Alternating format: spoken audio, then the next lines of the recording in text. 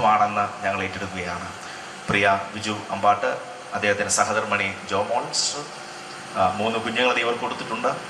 ബിനു അമ്പാട്ട്, തൻ്റെ സഹധർമ്മിണി സിനി, അവരുടെ 2 കുഞ്ഞുങ്ങൾ, റിജി സിസ്റ്റർ, മക്കൾ, ഹസ്ബൻഡ്, അവരുമായിട്ടൊക്കെ ഉള്ള അടുത്ത ബന്ധം. പ്രിയ സഹോദരന്മാർ 2 പേരും നമ്മുടെ സഭയിലെ വളരെ വളരെ അടുത്ത ബന്ധമുള്ള, സഭയ്ക്ക് വളരെയധികം കൈത്താങ്ങായി നിൽക്കുന്ന അനുഗ്രഹീതരായ ദൈവത്തിന്മാരും കുടുംബങ്ങളുമാണ്. അതോർത്ത് ദൈവത്തെ സ്തുതിക്കുന്നു. 2010 ഞാൻ പോകുന്നതിന് മുമ്പ് ഈ മാതാപിതാക്കളെ കണ്ട് പ്രാർത്ഥിച്ചു. അന്നും ശാരീരിക ക്ലേശങ്ങൾ ഉണ്ടായിരുന്നു. അവരെ കണ്ട് പ്രാർത്ഥിച്ചും അവരോടുള്ള ഒരു സഹകരണത്വവും പരിചയത്തിലാണ് ഞാൻ അങ്ങോട്ട് പോയത്. ഇന്ന് പകൽ വളരെ വ്യത്യസ്തമായൊരു സാഹചര്യത്തിൽ നമ്മളായിരിക്കുന്നല്ലോ. പ്രിയ പിതാവിന് ദൈവം കൊടുത്ത 71-70 അധികം വർഷങ്ങൾ വളരെ സുദീർഘമായ ഒരു ജീവിതം താൻ നയിച്ചു എന്നത് നമ്മുടെയൊക്കെ വാക്കിൽ നിർമ്മിച്ചു നിൽക്കുന്നല്ലോ. ഒരു ജീവിതം കൊണ്ട് എന്ത് ദൈവം ആഗ്രഹിച്ചോ അത് നേടുവാൻ പിതാവിന് ദൈവം കൃപ ചെയ്തു എന്ന വചനത്തിൽ അടിസ്ഥാനപ്പെട്ട് എനിക്ക് പറയാൻ കഴിയും. ഞാൻ ആ വീട് വിസിറ്റ് ചെയ്ത സന്ദർഭങ്ങളിലൊക്കെ വളരെ വളരെ സന്തോഷത്തോടെ, നിരാശയുടെ വാക്കുകൾ പറയാതെ സന്തോഷത്തിൻ്റെ അനുഭവങ്ങൾ ഒക്കെ പറയുന്ന പിതാവിനെയും മാതാവിനെയും സഹോദരിയുമാണ് കണ്ടിട്ടുള്ളത്. അതോർത്ത് ഞാൻ ദൈവത്തെ സ്തുതിക്കുന്നു. വിശേഷാൽ വിശുദ്ധ ബൈബിളിൽ നമ്മൾ വായിക്കുന്ന പ്രധാനപ്പെട്ട ചില ആത്മീയ ചിന്തകൾ, 1-2 കാര്യങ്ങൾ ഓർപ്പിച്ച് ഞാൻ വാക്കുകൾ സംഗ്രഹിക്കാം. നമുക്കൊരു ഭാഗത്ത് ദുഃഖമുണ്ട്, വളരെ വേദനിക്കുന്ന ഹൃദയമായിട്ടിരിക്കുമ്പോൾ തന്നെ വിശുദ്ധ ബൈബിൾ പറയുന്നത് തൻ്റെ ഭക്തന്മാരുടെ മരണം യഹോവയ്ക്ക് വിലയേറിയതാകുന്നു. ഭക്തിക്ക് ധാരാളം നിർവചനം കൊടുക്കുന്ന, ഭക്തിയെ പല നിലയിൽ കാണുന്ന ഒരു ലോകത്തിലാണ് നമ്മളായിരിക്കുന്നത്. എന്നാൽ സത്യത്തിൽ ഭക്തി 25-ാം സംഗീതത്തിൽ ദാവീദ് ആ ചോദ്യം ചോദിക്കുകയും അതിനൊരു മറുപടിയും പറയുന്നുണ്ട്. യഹോവ ഭക്തരായ പുരുഷനാർ. ആ ചോദ്യം ചോദിച്ച് ആ ചോദ്യം ഇട്ട് താൻ ഉപേക്ഷിക്കുകയല്ല. അടുത്ത വരി, അവൻ തിരഞ്ഞെടുക്കേണ്ടുന്ന വഴി ദൈവം അവനെ കാണിച്ചു.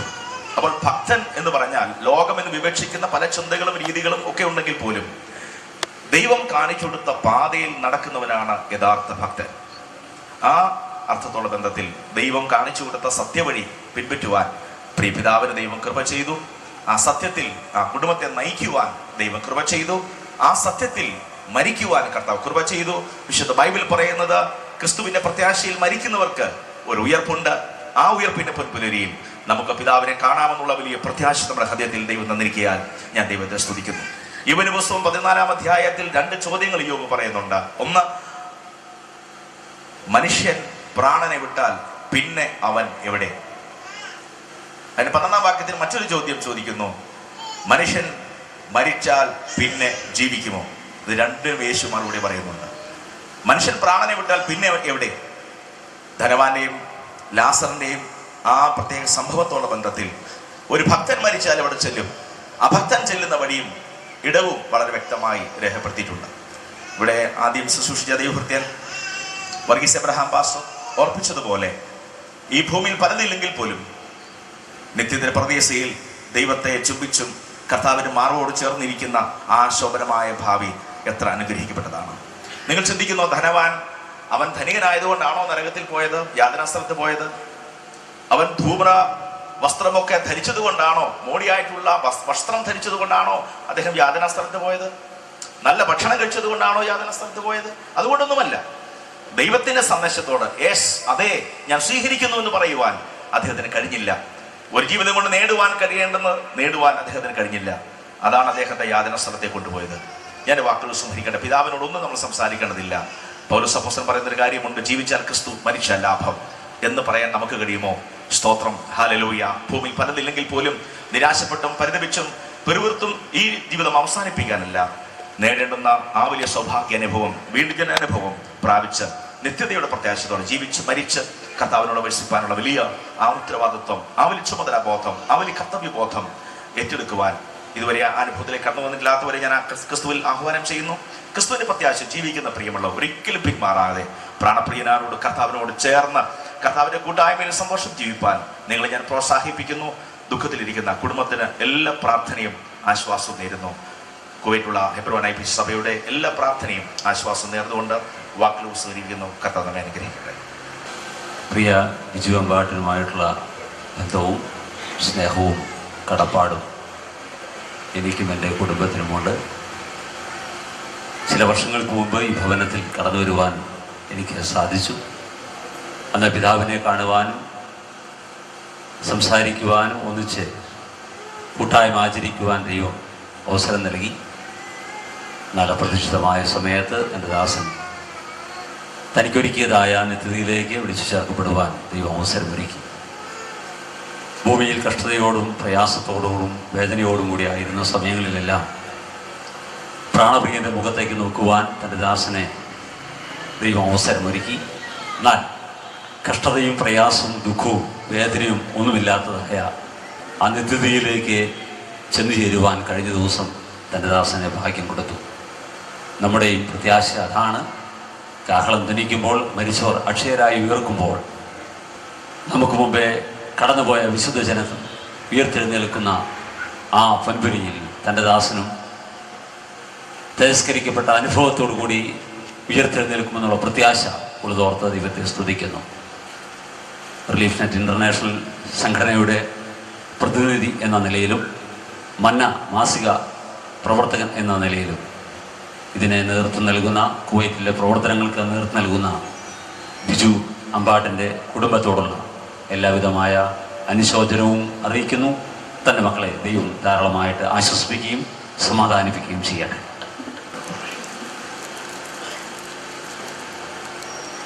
ദൈവത്തിൻ്റെ പരിശുദ്ധമായ നാമത്തിന് മഹത്വമുണ്ടാകട്ടെ. നിങ്ങളുടെ ഹൃദയം കലങ്ങിപ്പോകരുത്. എന്നിൽ വിശ്വസിപ്പിൻ, എൻ്റെ പിതാവിലും വിശ്വസിപ്പിൻ. എൻ്റെ പിതാവിൻ്റെ ഭവനത്തിൽ അനേക വാസസ്ഥലങ്ങളുണ്ട് എന്നറിയ അരുമനാഥൻ്റെ മഹാസാന്നിധ്യം ഇവിടെ ഉള്ളത് ഓർത്ത് ദൈവത്തിന് സ്തോത്രം ചെയ്യുന്നു.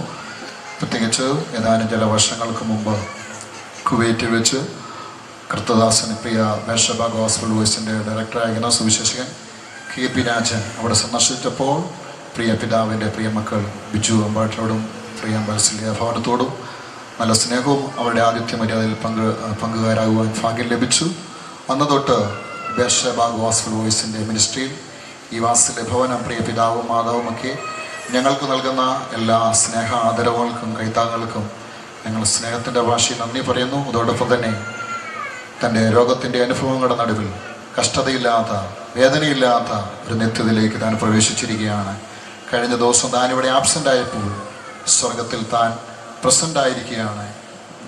മരണത്തെക്കുറിച്ച് ഒരു ചിന്തകൻ ഇങ്ങനെയാണ്, ബൈബിളിൻ്റെ ചിന്തകൾ ഇങ്ങനെയാണ് നമുക്കറിയാവുന്നത്. അക്കരയ്ക്ക് പോകുവാൻ നങ്കൂരമിട്ട് ഉറപ്പിച്ചിരിക്കുന്ന ഒരു കപ്പലിൻ്റെ നങ്കൂരക്കയറുകൾ അറുത്തു മുറിക്കുന്നതിനെയാണ് മരണത്തോട് വയ്ക്കുന്നത്. പ്രിയപ്പെട്ട മക്കളൊക്കെ പ്രിയ പിതാവിനെ ഇപ്പോൾ ഇവിടെ ദുഃഖത്തോടെയാണ് യാത്ര അയക്കുന്നതെങ്കിലും മറുകരയിൽ ആ കപ്പലിനെ എതിരേൽക്കുവാൻ, സന്തോഷത്തോടെ എതിരേൽക്കുവാൻ അനേകർ നിൽക്കുന്നത് പോലെ മറുകരയിൽ കോടാനുകോടി ദൂതന്മാർ പ്രിയ പിതാവിനെ എതിരേൽക്കുവാൻ എതിരേറ്റ് നിൽക്കുകയാണ്. അതാണ് നമ്മുടെ പ്രത്യാശ.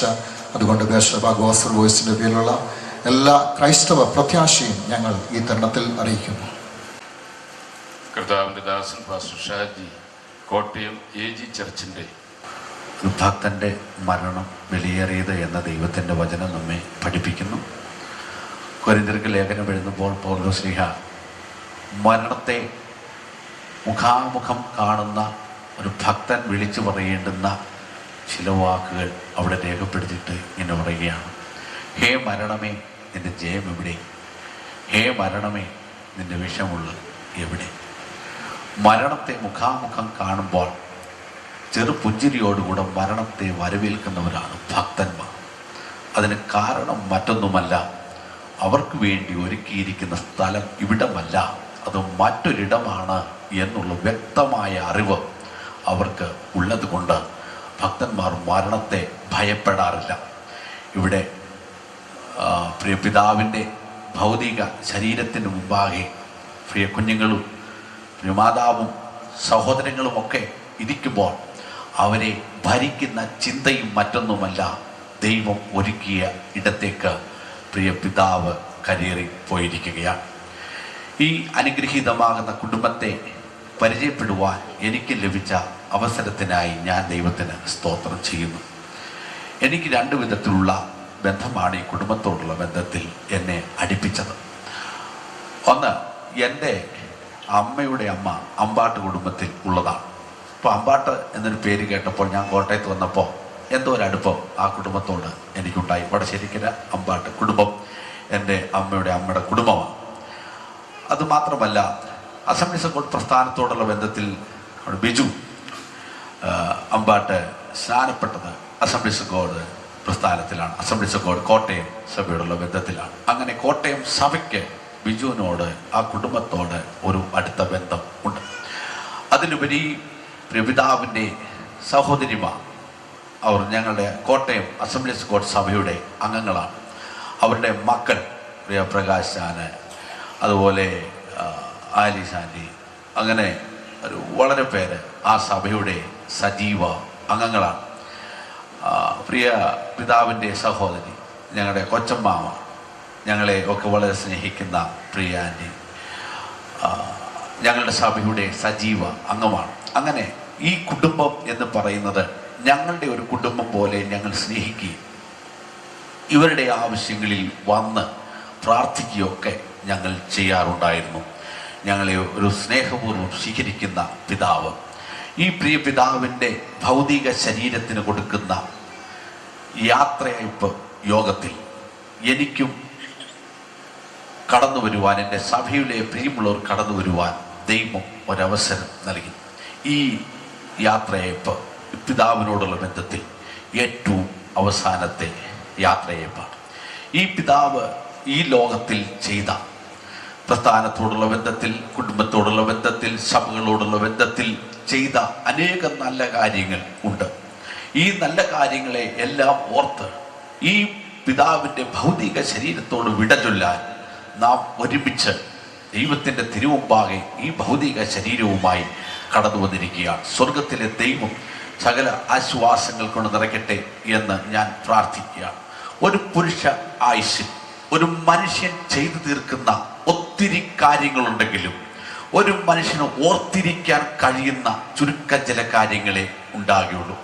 ഒത്തിരി കാര്യങ്ങൾ ജീവിതത്തിൽ ചെയ്യുമെങ്കിലും ഓർത്തിരിക്കുന്ന ചുരുക്കം ചില കാര്യങ്ങൾ, അത് ഏറ്റവും വിലയേറിയ കാര്യമാണ്. ദൈവം ആഗ്രഹിക്കുന്നതും ഒരു മനുഷ്യൻ എന്തെല്ലാം കാര്യങ്ങൾ ചെയ്തു എന്നുള്ളതല്ല, കർത്താവിന് വേണ്ടി എന്ത് ചെയ്തു, കർത്താവിന് വേണ്ടി എന്താണ് ഈ ലോകത്തിൽ ചെയ്തു കൂട്ടിയത്. അത് വളരെ പ്രധാനപ്പെട്ടതാണ്. പ്രധാനപ്പെട്ടൊരു കാര്യം, തനിക്ക് ദൈവം ദാനമായി കൊടുത്ത കുഞ്ഞുങ്ങളെ കർത്താവിന് വേണ്ടി ഒരുക്കി എന്നതിൽ അപ്പുറമായി അനേകരെ ദൈവത്തിന് വേണ്ടി നേടാൻ അവരെ ഒരുക്കി നിർത്തി എന്നുള്ളത് ഈ ലോകത്തെ മാതാപിതാക്കൾ ചെയ്തതിൽ ഏറ്റവും പ്രധാനപ്പെട്ട കാര്യമാണ്. ദൈവം കണക്കിടുന്ന, ദൈവം ആഗ്രഹിക്കുന്ന കുടുംബങ്ങളെ കുറിച്ച് ദൈവം സ്തോത്രം എല്ലാ കാലവും ആഗ്രഹിക്കുന്ന ഒരു കാര്യമാണ്. കർത്താവിൻ്റെ ദാസൻ ബിജു അമ്പാട്ട കുടുംബം തൻ്റെ സഹോദരങ്ങൾ അവർ കുവൈറ്റിൽ ചെയ്യുന്ന വേലകളെ കുറിച്ചൊക്കെ അവിടുത്തെ ദൈവദാസന്മാർ പറഞ്ഞ് നാം കേട്ടല്ലോ. അനുഗ്രഹീതമാകുന്ന വേല കർത്താവിന് വേണ്ടി ചെയ്തെടുക്കുന്ന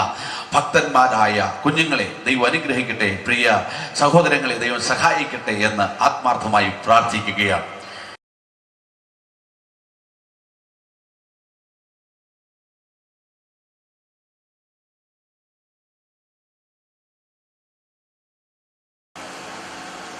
ഈ പ്രിയ കുടുംബം ഈ സഭയിലെ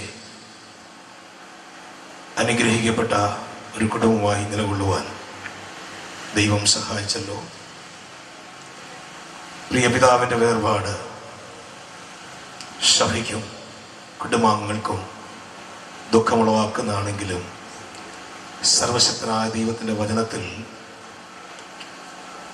വിശ്വാസികളുടെ മരണത്തെ സംബന്ധിച്ച് വ്യക്തമായി പരിശുദ്ധാത്മാവ് രേഖപ്പെടുത്തിയിരിക്കുന്നു. ഇത് കേവലം എന്നേക്കുമായിട്ടൊരു വേർപാടല്ല. കർത്താവ് തൻ ഗംഭീരനാദത്തോടും പ്രധാന ദൂതന്റെ ശബ്ദത്തോടും ദൈവത്തിൻ്റെ കാഹളത്തോടുകൂടി സ്വർഗത്തിൽ നിറങ്ങി വരുമ്പോൾ ക്രിസ്തുവിൽ മരിച്ച വിശുദ്ധന്മാർ എഴുന്നേൽക്കുന്ന കൂട്ടത്തിൽ നമ്മുടെ ഈ വാത്സല്യ പിതാവ് എഴുന്നേറ്റ് വരുമെന്നുള്ള ഒരു വലിയ പ്രത്യാശയാണ് നമ്മുടെ ഹൃദയത്തിനകത്തുള്ളത്. പ്രിയപ്പെട്ട പിതാവ് ചില ദിവസങ്ങളായി ശാരീരികമായി ക്ഷീണം അനുഭവിച്ച് രോഗിയായി ഭവനത്തിലായിരുന്നു. ഇപ്പോൾ തൻ്റെ ശരീരം രോഗക്കിടക്കയിൽ ക്ഷീണിച്ചു കവളൊട്ടി കണ്ണുകുഴിഞ്ഞ് ദൈവത്തിന് സ്തോത്രം ഒരു ക്ഷീണിച്ച ശരീരം പോലെ നാം ദർശിക്കുമ്പോൾ ഇനിയും ഈ പ്രിയപ്പെട്ട അപ്പച്ചൻ ലഭിക്കാനിരിക്കുന്ന ശരീരം കവളൊട്ടിയ കണ്ണുകുഴിഞ്ഞ് അത് ക്ഷീണിച്ച ഒരു ശരീരമല്ല. നമ്മുടെ കർത്താവായ യേശു ക്രിസ്തു ഏത് ശരീരം പ്രാപിച്ചോ അതേ ശരീരം പ്രാപിച്ച് ഈ പ്രിയപ്പെട്ട അപ്പച്ചൻ എഴുന്നേറ്റ് വരും എന്നുള്ള യാഥാർത്ഥ്യം വിശ്വാസികളുടെ അകത്തുണ്ട്. അതുകൊണ്ട് നമുക്ക് ദുഃഖിക്കുവാൻ ദൈവത്തിന് പ്രത്യാശയില്ലാത്തവരെ പോലെ ദുഃഖിക്കുവാൻ നമുക്കില്ല. ദൈവത്തിന് സ്തോത്രം. വളരെ പ്രത്യാശയോടെ നമുക്കായിരിക്കാം. ദൈവത്തിന് സ്തോത്രം. ദൈവജനം പറയുന്നു, ദൈവത്തിന് സ്തോത്രം, ദുഃഖിക്കില്ലെന്നോ കരയില്ലെന്നോ. ദൈവത്തിന് സ്തോത്രം. മരണമെന്ന ആ യാഥാർത്ഥ്യത്തിന്റെ മുമ്പിൽ ആ നിലയിലൊന്നും ആകരുതെന്ന് വചനം പറയുന്നില്ല. വചനം പറയുന്നത് ഇങ്ങനെയാണ്: നിങ്ങൾ പ്രത്യാശയില്ലാത്തവരെ പോലെ ദുഃഖിക്കരുത്. അപ്പൊ നമുക്ക് ദുഃഖിക്കാൻ കരയാനും ഒക്കെ ഉണ്ട്. ദൈവത്തിന് സ്തോത്രം. പക്ഷേ ഒരു കണ്ടീഷൻ: പ്രത്യാശയില്ലാത്തവരെ പോലെ ദുഃഖിക്കുവാൻ നമുക്കിടയാകരുത്.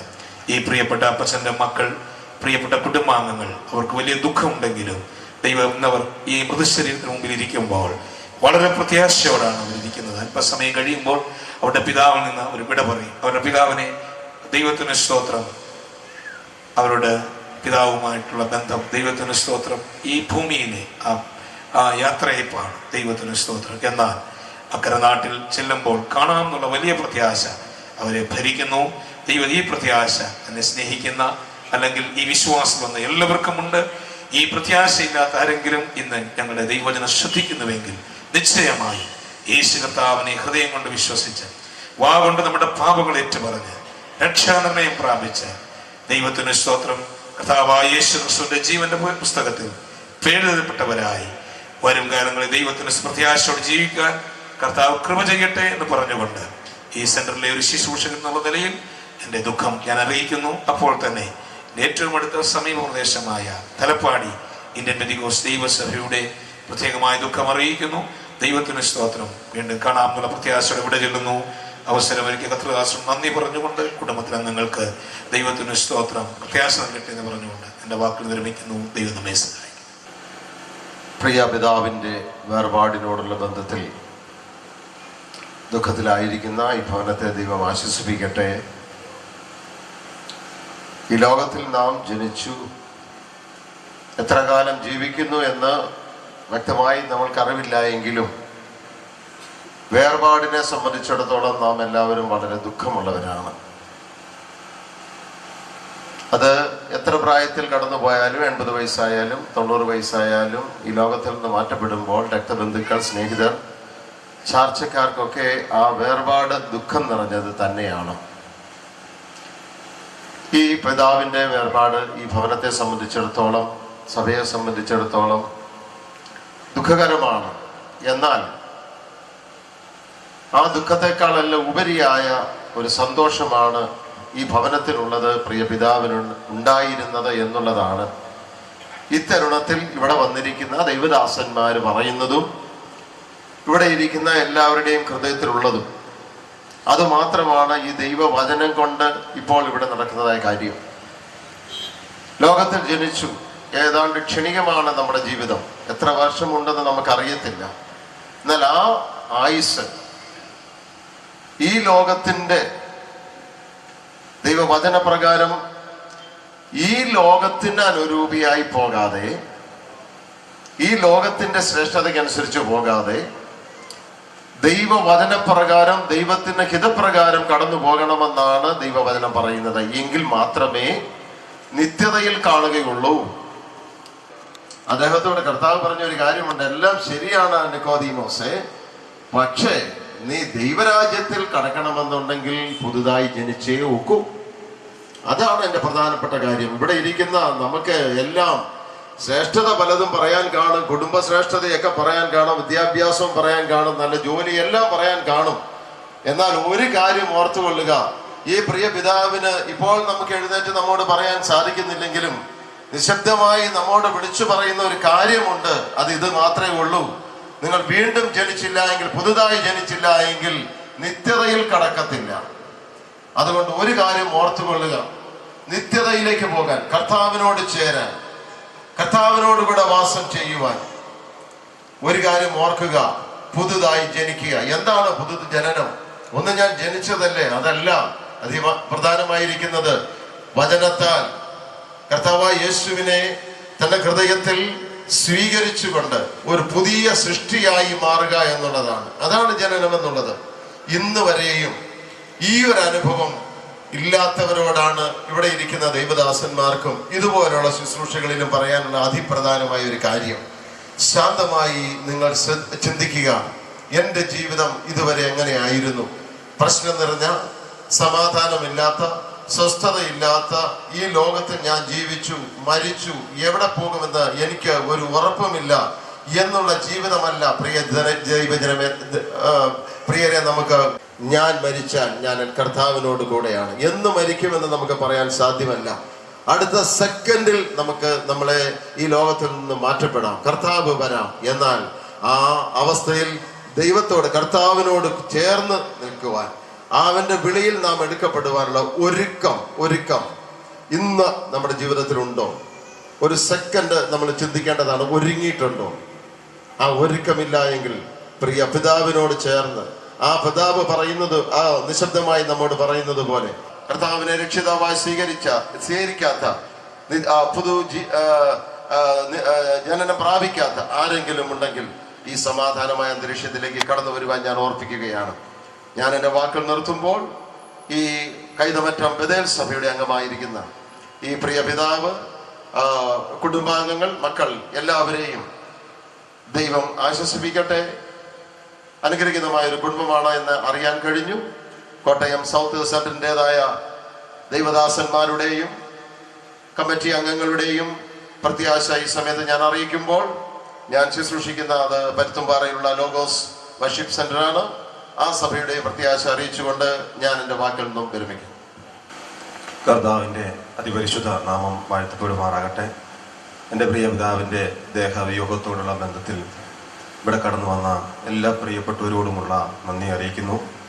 പ്രത്യാൽ കർത്താവിൻ്റെ വിലയേറിയ ദാസന്മാർ, വിവിധ സംഘടനകൾക്ക് നേതൃത്വം നൽകുന്ന ദൈവദാസന്മാർ, സഭയ്ക്ക് നേതൃത്വം നൽകുന്ന കർത്താവിൻ്റെ വലിയ ദാസന്മാർ, കുവൈറ്റിൽ നിന്ന് കടന്നു വന്ന പ്രിയ ദൈവദാസൻ, അവരുള്ള ദൈവമക്കൾ, അതുപോലെ തന്നെ കേരളത്തിൻ്റെ വിവിധ ഭാഗങ്ങളിൽ നിന്ന് കടന്നു വന്നവർ, എല്ലാവരോടുമുള്ള കർത്താവിൻ്റെ വലിയ ദാസന്മാരുള്ള എൻ്റെ അഗാധമായ നന്ദി അറിയിക്കുന്നു. നിങ്ങളെല്ലാവരും കഴിഞ്ഞ നാളുകളിൽ എൻ്റെ പിതാവിന് വേണ്ടി വളരെയധികം പ്രാർത്ഥിച്ചവരാണ്. എനിക്ക് നിങ്ങളുമായിട്ടുള്ള ബന്ധം വർഷങ്ങളായിട്ടുള്ള അകമഴിഞ്ഞ ആഴമായ ബന്ധമുണ്ട്. നിങ്ങളുടെ പ്രാർത്ഥന എൻ്റെ ജീവിതത്തിൽ, എൻ്റെ മാതാവിൻ്റെയും പിതാവിൻ്റെയും എല്ലാം ജീവിതത്തിൽ വലിയ അനുഗ്രഹമായിരുന്നു. നിങ്ങളോടുള്ള കർത്താവിൻ്റെ നാമത്തിലുള്ള എൻ്റെ നന്ദിയെ ഞാൻ അറിയിക്കുന്നു. അതോടൊപ്പം എൻ്റെ മാതൃസഭയായ ഈ കൈതമറ്റം IPC സഭ, ഈ സഭ ഞങ്ങളോട് കാണിച്ച എല്ലാവിധ പ്രാർത്ഥനാ സഹായത്തിനും കൂട്ടായ്മയ്ക്കും സഹകരണത്തിനും യേശുക്രിസ്തുവിൻ്റെ നാമത്തിലുള്ള നന്ദിയെ ഞാൻ അറിയിക്കുന്നു. എത്ര നന്ദി പറഞ്ഞാലും മതിയാകത്തില്ല. ഈ സഭയിലെ ഓരോ വിശ്വാസികളും കുടുംബങ്ങളും, പ്രത്യാൽ കർത്താവിൻ്റെ വലിയ ദാസൻ കുടുംബം, ഞങ്ങളൊക്കെ വിദേശത്തായിരിക്കുമ്പോൾ എൻ്റെ മാതാവിനെയും പിതാവിനെയും, സ്വന്തം മാതാവിനെയും പിതാവിനെയും പോലെ നിങ്ങൾ നോക്കുകയും അവർക്ക് വേണ്ടുന്ന എല്ലാ കാര്യങ്ങളിലും ഇടപെടുകയും ഒക്കെ ചെയ്തു.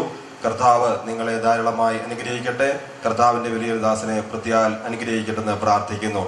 അതോടൊപ്പം തന്നെ എൻ്റെ കുവൈറ്റിലെ സഭയുടെ കർത്താവിൻ്റെ വലിയൊരു ദാസൻ പാസ്റ്റർ ജോസ് ഫിലിപ്പ്, ഒരു സഭയുടെ ദൈവദാസൻ എന്ന നിലയ്ക്ക് ഉപരിയായി ഞാനും അദ്ദേഹവുമായിട്ട് വളരെ ആഴമായൊരു ബന്ധമുണ്ട്.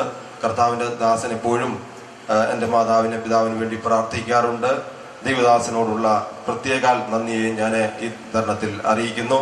അതോടൊപ്പം തന്നെ എൻ്റെ പ്രിയ സഹോദരൻ പാസ്റ്റർ KP രാജൻ, ഞാൻ ഇവിടെ ഇല്ല എങ്കിൽ തന്നെയും, എൻ്റെ സാന്നിധ്യമില്ലെങ്കിൽ തന്നെയും ആ ദൈവദാസൻ എപ്പോഴും ഒരു മകനെ പോലെ തന്നെ എൻ്റെ പിതാവിനും മാതാവിൻ്റെ ഇടയ്ക്ക് ഓടിച്ചെല്ലുകയും എല്ലാ കാര്യങ്ങളിലും എന്നേക്കാൾ ഉപരിയായി സഹകരിക്കുകയും അവരെ കരുതുകയും ഒക്കെ ചെയ്തു. കർത്താവിൻ്റെ വലിയൊരു ദാസനോട്, കുടുംബത്തോടുള്ള എൻ്റെ നന്ദിയെ ഞാൻ ഈ തരുണത്തിൽ അറിയിക്കുന്നു.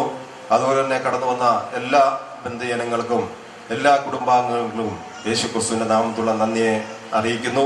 അതോടൊപ്പം തന്നെ ഞങ്ങളുടെ അയൽവക്കത്ത് ആയിരിക്കുന്ന പ്രസാദ് ചേട്ടൻ കുടുംബം, അതുപോലെ തന്നെ മുകളിൽ താമസിക്കുന്ന ഷിബു കുടുംബം, ഇവരോടുള്ള എൻ്റെ നന്ദിയെ അറിയിക്കുന്നവരൊക്കെ എൻ്റെ മാതാവിനെയും പിതാവിനെയും വളരെ കരുതിയവരാണ്. അവരോട് നന്ദി അറിയിക്കുന്നു. ഒരിക്കൽ കൂടെ നിങ്ങളോട് എല്ലാവരോടുമുള്ള എൻ്റെ നന്ദിയെ അറിയിച്ചുകൊണ്ട് ദിവസത്തിൽ ഇരുന്നുകൊള്ളുന്നു. ഞാൻ പുതിയ ആകാശവും പുതിയ ഭൂമിയും കണ്ടു. ഒന്നാമത്തെ ആകാശവും ഒന്നാമത്തെ ഭൂമിയും ഒഴിഞ്ഞുപോയി, സമുദ്രവും ഇനിയില്ല. പുതിയ യെരൂശലേം എന്ന വിശുദ്ധ നഗരം ഭർത്താവിനായി അലങ്കരിച്ചിട്ടുള്ള മണവാട്ടിയെ പോലെ സ്വർഗത്തിൽ നിന്ന് ദൈവസന്നിധിയിൽ തന്നെ ഇറങ്ങുന്നത് ഞാൻ കണ്ടു. സിംഹാസനത്തിൽ നിന്ന് ഒരു മഹാശബ്ദം പറയുന്നതായി ഞാൻ കേട്ടത്, ഇത് മനുഷ്യരോട് കൂടെ ദൈവത്തിൻ്റെ കൂടാരം. അവൻ അവരോട് കൂടെ വസിക്കും, അവർ അവരുടെ ജനമായിരിക്കും. ദൈവം താൻ അവരുടെ ദൈവമായി അവരോട് കൂടെ ഇരിക്കും. അവൻ അവരുടെ കണ്ണിൽ നിന്ന് കണ്ണുനീരെല്ലാം തുടച്ചു കളയും. ഇനി മരണം ഉണ്ടാകുകയില്ല, ദുഃഖവും മുറവിളിയും കഷ്ടതയും ഇനി ഉണ്ടാകുകയില്ല. ഒന്നാമത്തേത് കഴിഞ്ഞുപോയി. സിംഹാസനത്തിൽ ഇരിക്കുന്നവൻ ഇതാ ഞാൻ സകലവും പുതുതാക്കുന്നു എന്ന് അരുളി ചെയ്തു. എഴുതുക, ഈ വചനം വിശ്വാസയോഗ്യവും സത്യവുമാകുന്നു എന്നും അവൻ കൽപ്പിച്ചു. പിന്നെയും അവൻ എന്നോട് അരുളി ചെയ്തത്, സംഭവിച്ചു തീർന്നു. ഞാൻ അൽഫയും ഒമേഗയും ആദിയും അന്തവും ആകുന്നു. ദാഹിക്കുന്നവന് ഞാൻ ജീവനീരുറവിൽ നിന്ന് സൗജന്യമായി കൊടുക്കും. ജയിക്കുന്നവന് ഇത് അവകാശമായി ലഭിക്കും. ഞാൻ അവൻ്റെ ദൈവവും അവൻ എനിക്ക് മകനുമായിരിക്കും. എന്നാൽ ഭീരുക്കൾ, അവിശ്വാസികൾ, അറയ്ക്കപ്പെട്ടവർ, കുലപാതകന്മാർ, ദുർനടപ്പുകാർ, ക്ഷുദ്രക്കാർ, ബിംബാരാധികൾ എന്നിവർക്കും ഭോഷ്ക പറയുന്ന ഏവർക്കുമുള്ള ഓഹരി തീയും ഗന്ധവും കത്തുന്ന പുകയിലത്രേ. ഇത് രണ്ടാമത്തെ മരണം. ദൈവനാമം വാഴ്ത്തപ്പെടുമാറാകട്ടെ. പ്രാർത്ഥിച്ച് ഈ ശുശ്രൂഷ അവസാനിപ്പിക്കുവാൻ പോവുകയാണ്. ഞാൻ ഈ സഭയുടെ ശുശ്രൂഷകനാണ്.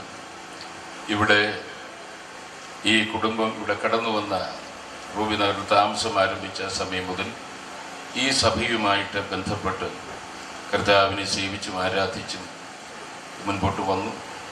പ്രിയ പിതാവിന് ആരോഗ്യമുണ്ടായിരുന്ന സമയത്ത് ഇവിടെ വന്ന് ആരാധനയിൽ വന്നിരിക്കുവാൻ ആരോഗ്യമുണ്ടായിരുന്നപ്പോഴൊക്കെയും താൻ ഇവിടെ കടന്നു വരികയും ആരാധനയിൽ പങ്കെടുക്കുകയും ചെയ്യുമായിരുന്നു. തനിക്ക് ആരാധനയിൽ പങ്കെടുക്കുന്നത് വലിയ സന്തോഷമായിരുന്നു. ഒടുവിൽ തനിക്ക് ശാരീരികമായ ക്ഷീണം ഉണ്ടായി എഴുന്നേറ്റ് നിൽക്കുവാൻ കെൽപ്പില്ലാതായ സമയത്ത് പല പ്രാവശ്യം എനിക്ക് ഒന്നുകൂടി ആരാധന പങ്കെടുത്താൽ കൊള്ളാം, ഞാനതിനെ ആഗ്രഹിക്കുന്നെന്ന് പല ആവർത്തി പറയുകയുണ്ടായി. എന്നാൽ തൻ്റെ ശാരീരിക സ്ഥിതിയിൽ ഇവിടെ കൊണ്ടുവരുവാനോ ആരാധനയിൽ പങ്കെടുക്കുവാനോ തനിക്ക് കഴിഞ്ഞില്ല. ആ നിലയിൽ ചില ദിവസങ്ങൾ കഴിഞ്ഞ് താൻ പെട്ടെന്ന് സംസാരശക്തി ക്ഷയിച്ച് ശാരീരിക ബലമില്ലാതെ, കാഴ്ച ഭംഗി, ഓർമ്മശക്തി ഇല്ലാതെ താൻ ഭവനത്തിൽ ചില നാളുകളായി. ദൈവസഭ വിടുതലിനും ആശ്വാസത്തിനും വേണ്ടി പ്രാർത്ഥിച്ചു. എന്നാൽ തന്നെ നിത്യവിശ്രമത്തിലേക്ക് ചേർക്കുവാനായിട്ട് സ്വർഗസ്ഥ പിതാവിന് പ്രസാദം തോന്നി. ഇവിടെ ഇരിക്കുന്ന രക്ഷിക്കപ്പെട്ട എല്ലാ ദൈവമക്കൾക്കും അറിയാം, ഇത് ഒരു താൽക്കാലിക വേർപാടാണ്. ചില സമയത്തേക്ക് മാത്രമുള്ള വേർപാടാണ്. ഇപ്പോൾ പലരുടെയും കണ്ണുകൾ കവിഞ്ഞൊടുക്കുന്നുണ്ട് എന്നുള്ള യാഥാർത്ഥ്യമാണ്. പക്ഷേ ആ കണ്ണുനീർ താൽക്കാലികമാണ്. ഈ കണ്ണുനീരിനപ്പുറമായി അക്കരെ നാട്ടിൽ നമ്മുടെ കർത്താവിനോട് ഒരുമിച്ച് നമ്മിൽ നിന്ന് വാങ്ങിപ്പോയ സകല വിശുദ്ധന്മാരെയും ഒരുമിച്ച് കാണുന്ന ഒരു മനോഹര ദിനം നമ്മുടെ മുൻപിലുണ്ട്. അതാണ് ക്രിസ്തീയ പ്രത്യാശ. ആ ഭാഗ്യകരമായ പ്രത്യാശയുടെ എല്ലാ ദൈവമക്കൾക്കും ചേർന്ന് കർത്താവിനെ സ്തുതിക്കാം. ഞാൻ വായിച്ച വേദഭാഗത്ത് നിന്ന് സംസാരിക്കുവാനായിട്ടല്ല, എന്നാൽ അതിപ്രധാനമായ രണ്ട് കാര്യം. ഒന്ന്, ദുഃഖവും മുറവിളിയും കഷ്ടതയും ഇല്ലാത്ത ഒരു ഭാഗ്യകനാൻ നമ്മുടെ മുൻപിൽ ദൈവം ഒരുക്കിയിട്ടുണ്ട്. മറ്റൊന്ന്, സ്വസ്ഥതയില്ലാത്ത, ആശ്വാസമില്ലാത്ത, സമാധാനമില്ലാത്ത, സന്തോഷം അനുഭവിപ്പാൻ കഴിയാത്ത, എന്നും നെടുവീർപ്പുള്ള മറ്റൊരു വാസസ്ഥലത്തെ കുറിച്ച് നമുക്ക് വായിപ്പാൻ കഴിയുന്നുണ്ട്.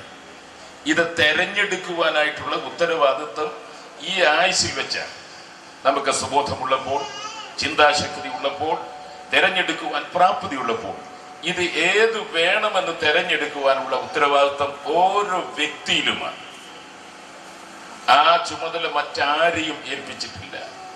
മതങ്ങളെ ഏൽപ്പിച്ചിട്ടില്ല, അച്ഛന്മാരെ ഏൽപ്പിച്ചിട്ടില്ല, പാസ്റ്റർമാരെ ഏൽപ്പിച്ചിട്ടില്ല, രാഷ്ട്രീയ നേതാക്കന്മാരെ ഏൽപ്പിച്ചിട്ടില്ല, ഓരോരുത്തരെയും ഏൽപ്പിച്ചിട്ടില്ല. അത് ഓരോ വ്യക്തിയിലും നിക്ഷിപ്തമാണ്. ഓരോ വ്യക്തിയും എപ്പോൾ ഇവിടുന്ന് പിരിയും എന്ന് അറിയുവാൻ പാടില്ലാത്തത് കൊണ്ട് ലഭിക്കുന്ന അവസരം കാൽവറിയിലേക്ക് കണ്ണുകളെ ഉയർത്തണം. നമ്മുടെ മരണം മാറ്റി നമുക്ക് ജീവനും അക്ഷയതയും പകർന്നു തരേണ്ടതിന്, നമ്മെ നിത്യജീവന് ഉടമകളാക്കി തീർക്കേണ്ടതിന്, സ്വർഗ കവാടം നമുക്ക് വേണ്ടി തുറന്നു തരേണ്ടതിന്, നമുക്ക് വേണ്ടി കാൽവരി ക്രൂശിൽ യേശുവിന്റെ ദേഹമെന്ന തിരശീല ചീന്തി ഒരു പുതുവഴി തുറന്നു തന്നു. ആ യേശുവിന്റെ ചൊരിയപ്പെട്ട ചോരയിൽ ആശ്രയിക്കുന്ന ഒരു വ്യക്തിക്ക് ആ നിമിഷം തന്നെ നിത്യജീവന് ഉടമയായി തീരുവാൻ കഴിയും. ഇവിടെ ഇരിക്കുന്ന അനേക ദൈവമക്കൾ ആ ഭാഗ്യം സിദ്ധിച്ചവരാണ്. അങ്ങനെയുള്ളവർക്ക് ചേർന്ന് കർത്താവിനെ സ്തുതിക്കാം. ഹല്ലേലൂയ. ലോകത്തിൽ നമുക്ക് ലഭിച്ച ഏറ്റവും വലിയ നേട്ടം എന്നുള്ളത്, ഏറ്റവും വലിയ ലാഭം എന്നുള്ളത്, ഏറ്റവും വലിയ നന്മ എന്നുള്ളത്, ഏറ്റവും വലിയ അനുഗ്രഹം എന്നുള്ളത് കൃപയാൽ രക്ഷിക്കപ്പെടുവാനിടയായി എന്നുള്ളതാണ്. ദൈവത്തിന് സ്തോത്രം. ആ അനുഭവത്തിലേക്ക് വന്നതുകൊണ്ട് വരുവാൻ പോകുന്ന ന്യായവിധിയെ കുറിച്ചുള്ള ഭീതി ഇല്ലാതെ ഇവിടെ ജീവിക്കുവാൻ കഴിയുന്നു. മരണഭീതി ഇല്ലാതെ ഇവിടെ ജീവിക്കുവാൻ കഴിയുന്നു. ഭക്തന്മാരൊക്കെയും അവരുടെ അവസാന ശ്വാസം വലിച്ചു വിടുന്നതിന് മുൻപായിട്ട് അവർ പറഞ്ഞിട്ടുള്ള വാക്കുകൾ ധാരാളം നാം കേട്ടിട്ടുണ്ട്. അത് ആവർത്തിക്കാൻ താല്പര്യപ്പെടുന്നില്ല. ഇതാണോ മരണം എന്ന് പറഞ്ഞുകൊണ്ട് മരണത്തെ സ്വീകരിച്ചവരുണ്ട്. ഇതാ സ്വർഗം എനിക്ക് വേണ്ടി തുറക്കുന്നു എന്ന് പറഞ്ഞുകൊണ്ട് ഭക്തന്മാർ മരണത്തെ സ്വീകരിച്ചിട്ടുണ്ട്. ദൈവത്തിന് സ്തോത്രം. അങ്ങനെ ദൈവത്തിന്റെ ദാസനായ പൗലോസ് പറഞ്ഞു, മരിക്കുന്നത് എനിക്ക് ലാഭമാണെന്ന് പറഞ്ഞു. അത് ജീവിക്കുന്ന ഭക്തന്മാർക്ക് മാത്രമേ, യേശു ക്രിസ്തുവിൽ കൂടിയുള്ള പ്രത്യാശയുള്ളവർക്ക് മാത്രമേ ഇത് പറയുവാൻ കഴിയുള്ളൂ. ഇത് പറയുവാൻ ധൈര്യമില്ലാത്ത, ഉറപ്പില്ലാത്ത, നിശ്ചയമില്ലാത്ത ആരെങ്കിലും ഇവിടെ ഞങ്ങളെ കേൾക്കുന്നുണ്ടെങ്കിൽ ഈ ശുശ്രൂഷയുടെ അവസാനമായിട്ട് പറയട്ടെ, ഇന്ന് തന്നെ കർത്താവിനെ രക്ഷിതാവും കർത്താവുമായി സ്വീകരിക്കുക. ദൈവത്തിന് സ്തോത്രം. എപ്പോഴാണ് നാം ഇവിടുന്ന് പിരിയുന്നത് നമുക്ക് പറയാൻ അറിഞ്ഞുകൂടാ. ഞാൻ സാധാരണ പറയുന്നൊരു കാര്യമുണ്ട്. നിങ്ങളൊക്കെ എൻ്റെ അടുക്കലുണ്ട്. എൻ്റെ കൂട്ടുവേലക്കാരായ ദൈവദാസന്മാർ പലരും ഇവിടെ ഇരിപ്പുണ്ട്. എന്നാൽ അവരെക്കാൾ അടുത്ത് മരണം എൻ്റെ അടുക്കലുണ്ട്. കൈയെത്തുന്ന ദൂരത്ത് മരണം എൻ്റെ അടുക്കലുണ്ട്. എപ്പോഴാ വരിക എന്ന് പറഞ്ഞുകൊണ്ട് എൻ്റെ കരങ്ങൾക്ക് പിടിക്കുന്നെന്ന് എനിക്ക് അറിഞ്ഞുകൂടാ. എപ്പോൾ പിടിച്ചാലും എനിക്കൊരു വിരോധവുമില്ല. കാരണം ഞാൻ പ്രതീക്ഷിക്കുന്നത് ഇവിടെ എന്ന് വന്ന് ജീവിക്കുക എന്നുള്ളതല്ല. കർത്താവ് തരുന്ന അവസരം മാത്രം ഇവിടെ നിൽക്കുക, അത് കഴിഞ്ഞ് എനിക്ക് ഒരുക്കിയിരിക്കുന്ന വിശ്രമദേശത്ത് ചെന്ന് ചേരുക എന്നുള്ളതാണ്. അതുകൊണ്ട് ആ ഒരുക്കത്തോടെ ഇവിടെ ജീവിക്കുന്നുണ്ട്. മരണത്തെക്കുറിച്ചുള്ള ഭയം എനിക്കില്ല. ദൈവത്തിന് സ്തോത്രം. ഈ പ്രത്യാശയോടുകൂടെ ജീവിപ്പാൻ എല്ലാ പ്രിയപ്പെട്ടവർക്ക് കർത്താവ് ഭാഗ്യം നൽകട്ടെ. കാലം തീരാറായി, കർത്താവ് വരാറായി. നമുക്കെല്ലാവർക്കും എഴുന്നേറ്റ് നിൽക്കാം. ദൈവത്തിന് സ്തോത്രം. നാം എല്ലാവരും എഴുന്നേറ്റ് നിന്ന് കർത്തൃകാഹളം യുഗാന്ത്യ കാലത്തിൽ ധ്വനിക്കുമ്പോൾ എന്ന മനോഹരമായ ഗാനം ആലപിക്കും. അതിനുശേഷം കർത്താവിന്റെ ദാസൻ പാസ്റ്റർ വി.സി. കുറിയാക്കോസ് മുൻപോട്ട് കടന്നു പ്രാർത്ഥിക്കും. ഒടുവിൽ പാസ്റ്റർ പി.എ. ചാക്കോയും പ്രാർത്ഥിച്ച് ആശീർവാദം പറഞ്ഞ് ഈ ഭവനത്തിലെ ശുശ്രൂഷ അപ്പോൾ അവസാനിപ്പിക്കുവാൻ പോവുകയാണ്. പാടാം. യുഗാന്ത്യകാലത്തിൽ